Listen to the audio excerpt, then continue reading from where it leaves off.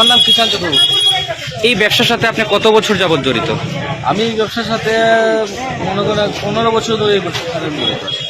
আচ্ছা, গত বছরের তুলনায় এবছর মানে মূর্তির চাহিদা কেমন রয়েছে বাজারে? মূর্তির চাহিদা তো সকাল থেকে দেখতে পাচ্ছি, কিছু মানুষ দেখে যাচ্ছে, কেন আগামীকালকে পূজা, সম্মুখ পূজা দিয়ে বেশি বিক্রি হয়, তো আজকেও বিক্রি হচ্ছে, মানুষ আছে, কিছু কিছু বিক্রি হচ্ছে।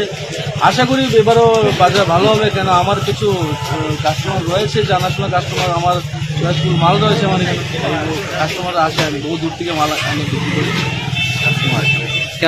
অন্যবারের তুলনায় এবার কি মূর্তির মূল্য বেড়েছে না সেই সমানভাবেই আছে? খুব বেড়েছে, কেন আপনারা জানেন সব জিনিসপত্র রঙের দামও বেড়েছে, গাড়ি ভাড়াও বেড়েছে, তাই একটু মূর্তির দামে আগে থেকে তুলনায় একটু বেড়েছে।